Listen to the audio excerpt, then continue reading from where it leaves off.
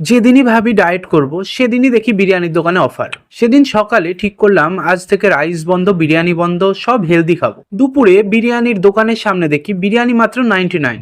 আমি পাশ কাটিয়ে চলে যাচ্ছি, দোকানদার পিছন থেকে বলল, দাদা বাই ওয়ান গেট ওয়ান।